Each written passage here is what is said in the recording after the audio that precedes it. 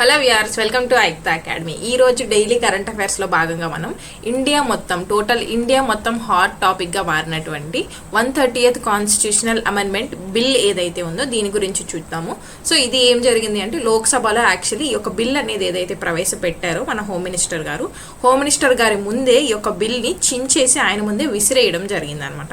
So అసలు ఈ bill అంతగా రియాక్ట్ అవ్వడానికి ఏముంది, దీంతో పాటు ఏమేం బిల్స్ ఇంట్రడ్యూస్ చేశారు, అలాగే దీనికి సంబంధించిన కాన్స్టిట్యూషన్ అమెండ్మెంట్ బిల్స్ కి ప్రొవిజన్స్ ఏమున్నాయి మన ఇండియన్ కాన్స్టిట్యూషన్ లో, అండ్ పాలిటిక్స్ సంబంధించినటువంటి టర్మినాలజీ ఏముందో మనం ఈ రోజు వీడియోలో చూద్దాం. Right, so coming to the first, why it is in the news. ఎందుకు న్యూస్లో ఉంది?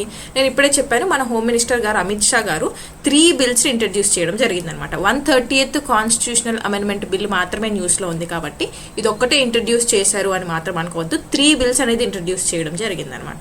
ఎక్కడ ఇంట్రడ్యూస్ చేశారు? లోక్సభలో ఇంట్రడ్యూస్ చేశారు డ్యూరింగ్ ది మాన్సూన్ సెషన్. ఇక్కడ టర్మినాలజీ అనేది చాలా వరకు ఇంపార్టెంట్. లోక్సభలో ఇంట్రడ్యూస్ చేశారు అని అంటున్నారు. సో ఈ లోక్సభ అనేది దేంట్లో పార్ట్? ఫస్ట్ మనకు పార్లమెంట్ అని టాపిక్ ఉంటుంది, రైట్? సో ఈ యొక్క పార్లమెంట్లో 3 ఉంటాయి.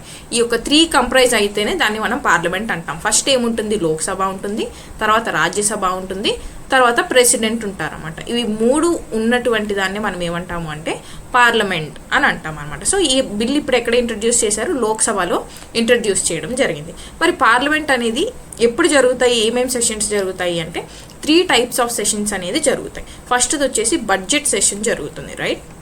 నెక్స్ట్ వచ్చేసి మాన్సూన్ సెషన్ జరుగుతుంది, అండ్ దెన్ వింటర్ సెషన్ అనేది జరుగుతుంది అనమాట. అంటే మొత్తం ఎన్ని టైప్స్ ఆఫ్ సెషన్స్ జరుగుతాయి? 3 types ఆఫ్ సెషన్స్ అనేవి ఒక ఇయర్లో మనకి జరుగుతాయి అనమాట. దీనిలో లాంగెస్ట్ డ్యూరేషన్ ఏది ఉంటుంది అంటే బడ్జెట్ సెషన్ అనేది ఉంటుంది. అలాగే షార్టెస్ట్ డ్యూరేషన్ ఏది ఉంటుంది అంటే వింటర్ సెషన్ అనేది ఉంటుంది అనమాట. మరి ఇది మనకి కాన్స్టిట్యూషన్లో మెన్షన్ చేశారా అంటే ఈ యొక్క 3 సెషన్స్ అనేవి జరుగుతాయి అని అయితే మన కాన్స్టిట్యూషన్లో మెన్షన్ చేయలేదు. బట్ ఏమని మెన్షన్ చేశారు అంటే ఏదైనా సరే ఫస్ట్ సెషన్కి సెకండ్ సెషన్కి మధ్య 6 months కంటే ఎక్కువ గ్యాప్ అనేది ఉండకూడదు అని మాత్రమే మన కాన్స్టిట్యూషన్లో మెన్షన్ చేశారు. ఈ 3 సెషన్స్ గురించి అయితే మెన్షన్ చేయలేదు, రైట్? ఇది clarity. Next coming to the 3 bills అనేది ఇంట్రడ్యూస్ చేశారన్నాం కదా. ఫస్ట్ వచ్చేసి 130th కాన్స్టిట్యూషనల్ అమెండ్మెంట్ బిల్ అనమాట. ఇది యాక్ట్ అవ్వదు, పాస్ అయిన తర్వాత మాత్రమే, ప్రెసిడెంట్ అసెంట్ ఇచ్చిన తర్వాత మాత్రమే యాక్ట్ అవుతుంది. అప్పటి వరకు దీన్ని మనం బిల్ అనే చెప్పాలి. So 130th constitutional amendment bill 2025, దీన్ని మనం డీటెయిల్గా ఇప్పుడు చూస్తాము. నెక్స్ట్ వచ్చేసి government of union territories amendment bill. మరి ఈ బిల్ దేనికి సంబంధించింది అంటే యూనియన్ టెరిటరీస్ ఉన్నాయి కదా మనకి, ఆ యొక్క యూనియన్ టెరిటరీస్కి సంబంధించి చేంజెస్ ఏదైతే చేయాలనుకుంటున్నారో దానికి సంబంధించిందే సెకండ్ బిల్ అనమాట. మరి థర్డ్ బిల్ ఏంటి? Jammu and Kashmir reorganisation amendment bill అనమాట. ఇది దేని గురించి అంటే మనకి ఇప్పుడు ప్రెసెంట్ జమ్మూ అండ్ కాశ్మీర్ యొక్క స్టేటస్ ఏంటి? యూనియన్ టెరిటరీ అనమాట. సో ఈ యొక్క యూనియన్ టెరిటరీ స్టేటస్ తీసేసి దీన్ని కంప్లీట్ స్టేట్గా చేంజ్ చేయాలి అని తీసుకొచ్చిందే ఈ యొక్క Jammu and Kashmir reorganisation amendment bill 2025. ఇవి రెండింటితో ఎలాంటి ప్రాబ్లం అనేది ప్రస్తుతం అయితే రాలేదు. బట్ ఈ యొక్క 130th కాన్స్టిట్యూషనల్ అమెండ్మెంట్ బిల్ గురించి ప్రాబ్లం అయితే జరిగింది కాబట్టి అదేంటో చూద్దాం. So coming to the first, అసలు దేని గురించి ఈ యొక్క బిల్ అంటే మనకి జనరల్గా ఏ ప్రొవిజన్స్ ఉన్నాయి అంటే ఎవరైతే ఎమ్మెల్యేస్ కానీ ఎంపీస్ కానీ క్రిమినల్ ఛార్జెస్ కనుక వాళ్ళ మీద ఛార్జ్ అయ్యాయి అంటే వాళ్ళని ఏం చేస్తారు అంటే రిమూవ్ చేయడం జరుగుతుంది, లేదంటే వాళ్ళంతటా వాళ్ళు రిజైన్ చేయాలన్నమాట. బట్ ఈ బిల్ ఏ కొత్త రూల్ తీసుకొచ్చింది అంటే ఇంక్లూడింగ్ ప్రైమ్ మినిస్టర్ కావచ్చు, చీఫ్ మినిస్టర్ కావచ్చు, మినిస్టర్స్ కావచ్చు, వాళ్ళు గనక పనిష్ చేయడం కాదు, ఏదైనా ఒక క్రిమినల్ అఫెన్స్, గుర్తుపెట్టుకోండి ఇక్కడ ఇంకొక ఇంపార్టెంట్ పాయింట్ ఏంటి అంటే సివిల్ అఫెన్స్ కాదు, క్రిమినల్ అఫెన్స్లో మాత్రమే క్రిమినల్ ఛార్జెస్ కనుక వాళ్ళ మీద ఫైల్ అయ్యి వాళ్ళకి 5 years కానీ అంతకంటే ఎక్కువ కానీ పనిష్మెంట్ అనేది డిక్లేర్ చేశారు అంటే దీనికి ముందు వీళ్ళని కస్టడీలోకి తీసుకుంటారు, రైట్? ఈ యొక్క కస్టడీ అనేది 30 days కంటిన్యూస్గా కనుక వీళ్ళు కస్టడీలో ఉన్నారు అంటే అప్పుడు ఏం జరుగుతుంది అంటే వీళ్ళ పోస్ట్ అనేది రిజైన్ చేయడం జరుగుతుంది. వీళ్ళు ఆటోమేటిక్గా రిజైన్ చేయాలి. ఇఫ్ చేయలేదు అంటే ఆటోమేటిక్గా రిమూవ్ చేయడం జరుగుతుంది. ఎప్పుడు ఈ యొక్క 30 days కంప్లీట్ అయిపోయిన తర్వాత 31st day వీళ్ళ యొక్క పోస్ట్లో కంటిన్యూ అవ్వడం అనేది ఇంకా జరగదు అనమాట. ఇది ఈ యొక్క 130th అమెండ్మెంట్ బిల్లో తీసుకొచ్చినటువంటి కొత్త చేంజ్. సో ఎవరు రిజైన్ చేస్తే ఎవరు రిమూవ్ చేస్తారు? ఫస్ట్ ఇఫ్ ప్రైమ్ మినిస్టర్ కనుక ఇలా కస్టడీలో కనుక ఉన్నారు అంటే ఆయన రిజైన్ చేయలేదు అంటే ప్రెసిడెంట్ చేత రిమూవ్ చేయబడతారు. చీఫ్ మినిస్టర్ కనుక రిజైన్ చేయలేదు అంటే గవర్నర్ చేత రిమూవ్ చేయబడతారు. అలాగే ఢిల్లీ, మన నేషనల్ క్యాపిటల్ రీజియన్ ఢిల్లీ ఏదైతే ఉందో ఢిల్లీలో ఆర్టికల్ 239AA ప్రకారం ఈ యొక్క బిల్ని ఇంప్లిమెంట్ చేయడం జరుగుతుంది అని కూడా మనకి ఈ యొక్క కాన్స్టిట్యూషన్ అమెండ్మెంట్ బిల్లోనే ప్రపోజ్ చేయడం జరిగిందనమాట. రైట్. మళ్ళీ ఇక్కడ ఉన్నటువంటి ఇంకొక చికాకు ఏంటి అంటే, ఇఫ్ వాళ్ళు గనక కస్టడీ నుంచి 30 days లోపు రిలీజ్ అయిపోయారు అంటే, లెస్ దెన్ 30 days లోపు రిలీజ్ అవ్వాలి, ఆఫ్టర్ 30 days కాదు, రిలీజ్ అయిపోయారు అంటే అగైన్ వాళ్ళని ఏం చేయొచ్చు అంటే సేమ్ పోస్ట్కి మళ్ళీ అపాయింట్ చేసుకోవచ్చు అనమాట. ఇది ఇక్కడ ఉన్నటువంటి ఒక లూప్ హోల్ అని మనం చెప్పవచ్చు. ఓకే. అండ్ ఇంకొక ప్రాబ్లం ఏముంది ఇక్కడ, ప్రైమ్ మినిస్టర్, చీఫ్ మినిస్టర్, మినిస్టర్స్ని అరెస్ట్ చేయొచ్చు, అరెస్ట్ చేస్తే వాళ్ళ పోస్ట్ నుంచి రిమూవ్ చేయాలి అనేది అపోజిషన్ అనేది ఇక్కడ గొడవ చేయడం స్టార్ట్ చేసింది. ఎందుకు అపోజిషన్ గొడవ చేయడం స్టార్ట్ చేసింది? బికాజ్ ఎవరైతే అపోజిషన్ చీఫ్ మినిస్టర్స్ ఉంటారు వేరే స్టేట్స్లో, ఇప్పుడు మనకి రూలింగ్ ఏది ఉంది, బీజేపీ పార్టీ ఉంది. సో దాని అపోజిషన్ పార్టీస్ ఏదైతే రూలింగ్లో ఉంటాయో, లెట్సే వెస్ట్ బెంగాల్ తీసుకున్నారు అంటే మమతా బెనర్జీ గారు ఉన్నారు. సో మమతా బెనర్జీ గారు against the BJP party or government కాబట్టి, సో ఈమెని అరెస్ట్ చేసి కస్టడీలో 30 days తీసుకుంటే ఈమె పొజిషన్ అనేది మనం తీసేయచ్చు కంప్లీట్గా అని మిస్యూజ్ చేసే అవకాశాలు ఎక్కువ ఉంటాయి అనేది అపోజిషన్ యొక్క అబ్జెక్షన్ అనమాట. This is the problem that is going on currently. మరి అసలు ఎందుకు తీసుకొచ్చారు ఈ యొక్క 130th కాన్స్టిట్యూషనల్ అమెండ్మెంట్ బిల్ అంటే, కాన్స్టిట్యూషనల్ మొరాలిటీ అనే వర్డ్ అనేది యూజ్ చేయడం జరిగింది. ఏంటి కాన్స్టిట్యూషనల్ మొరాలిటీ?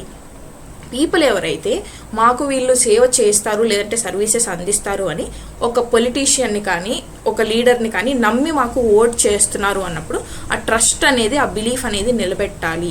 ఆ యొక్క పర్సన్ నిలబెట్టుకోలేకపోయినప్పుడు వాళ్ళ పోస్ట్ నుంచి వాళ్ళని తొలగించాలి అనే అభిప్రాయంతో ఈ యొక్క చేంజ్ అనేది తీసుకురావడం జరిగింది అని మనకి అమిత్ షా గారు ఈ యొక్క లోక్సభలోనే ప్రసంగించడం జరిగిందనమాట. రైట్. నెక్స్ట్, మరి ఇప్పుడు దాకా ఏముంది, ఇదే నేను మీకు ఇందాక చెప్పింది, ఎమ్మెల్యేస్ కావచ్చు, ఎంపీస్ కావచ్చు, వీళ్ళకి మాత్రమే ఇప్పటి వరకు ఇది అప్లికబుల్ అయింది అనమాట. ఇఫ్ వాళ్ళు కన్విక్టెడ్ అని కనుక ప్రూవ్ అయింది అని అంటే క్రిమినల్ ఛార్జెస్ కింద వాళ్ళు డెఫినెట్గా రిజైన్ చేయాలి. మరి ఇప్పుడు తీసుకొచ్చినటువంటి చేంజ్ ఏంటి, అలిగేషన్స్ కనుక వచ్చి ఇఫ్ క్రిమినల్ ఛార్జెస్ కనుక వాళ్ళ మీద ఫైల్ అయితే ఫర్ 5 years కావచ్చు, మోర్ దెన్ 5 years కావచ్చు, ఫైల్ అయ్యింది అంటే అప్పుడు ఏం చేయాలంటే డెఫినెట్గా 30 days కస్టడీలో ఉన్నారు అంటేనే అది కంటిన్యూస్గా ఉండాలి, ఇర్రెగ్యులర్గా కాదు. కంటిన్యూస్ 30 days వాళ్ళు కస్టడీలో ఉన్నారు అంటే 31st day వాళ్ళ పొజిషన్ నుంచి వాళ్ళని తీసేయబడ్డం జరుగుతుంది. లేదంటే వాళ్ళైనా కూడా వాళ్ళంతటా వాళ్ళే వాలంటరీగా రిజైన్ చేసేయాలి. ఓకే. మరి దీనికి సంబంధించి ఇప్పుడు మనం చూసింది ఏంటి, ఇప్పటి వరకు మనం ఏమన్నామంటే కాన్స్టిట్యూషనల్ అమెండ్మెంట్ బిల్ అని అన్నాం. రైట్. మరి కాన్స్టిట్యూషనల్ అమెండ్మెంట్ బిల్కి సంబంధించి మనకు ఉన్నటువంటి కొన్ని ప్రొసీజర్స్ ఆర్ ఫాలో కావాల్సినటువంటి ఫీచర్స్ కనుక ఏమున్నాయి కాన్స్టిట్యూషన్లో అని చూస్తే, ఈ యొక్క కాన్స్టిట్యూషనల్ అమెండ్మెంట్ బిల్ అనేవి ఎక్కడైనా ఇంట్రడ్యూస్ చేయొచ్చు. ఏదర్ లోక్సభలో అయినా ఇంట్రడ్యూస్ చేయొచ్చు, లేదా రాజ్యసభలో అయినా ఇంట్రడ్యూస్ చేయొచ్చు. నెక్స్ట్ వన్ ఏంటి, ఏదర్ పబ్లిక్ మెంబర్ అయినా ఇంట్రడ్యూస్ చేయొచ్చు, లేదంటే ప్రైవేట్ మెంబర్ అయినా ఇంట్రడ్యూస్ చేయొచ్చు. And then coming to the next, permission. మరి ప్రెసిడెంట్ ప్రయర్ పర్మిషన్ అనేది తీసుకోవాలి అని కొన్ని బిల్స్కి పర్మిషన్ అనేది కావాలి. For example let's say money bill అనేది ఇంట్రడ్యూస్ చేయాలి అనుకోండి, మనం ప్రెసిడెంట్ యొక్క ప్రయర్ పర్మిషన్ తీసుకోవాలి. అలా కాన్స్టిట్యూషనల్ అమెండ్మెంట్ బిల్స్కి తీసుకోవాలా అంటే అవసరం లేదు. నెక్స్ట్ ఏంటి, ఈ యొక్క బిల్ అనేది పాస్ అవ్వాలి అంటే మనకి మెజారిటీ టైప్స్ ఆఫ్ మెజారిటీస్ ఉన్నాయి కదా, సింపుల్ మెజారిటీ, ఎఫెక్టివ్ మెజారిటీ. అలా చూసుకుంటే కనుక మనం స్పెషల్ మెజారిటీతో ఈ యొక్క కాన్స్టిట్యూషనల్ అమెండ్మెంట్ బిల్స్ అనేవి పాస్ కావాల్సి ఉంటుంది. ఇఫ్ డెడ్ లాక్ కనుక వచ్చింది అంటే ఈ యొక్క బిల్స్కి మరి జాయింట్ సిట్టింగ్ పెట్టవచ్చా? జాయింట్ సిట్టింగ్ అనేది ఏ ఆర్టికల్లో ఉంది, ఆర్టికల్ 108లో మనకి జాయింట్ సిట్టింగ్ గురించి మెన్షన్ చేసి ఉంటుంది. మరి జాయింట్ సిట్టింగ్ అనేది అరేంజ్ చేయొచ్చా అంటే జాయింట్ సిట్టింగ్కి ఈ యొక్క కాన్స్టిట్యూషన్ అమెండ్మెంట్ బిల్స్కి సంబంధించి ప్రొవిజన్ అనేది ఉండదు. ఓకే.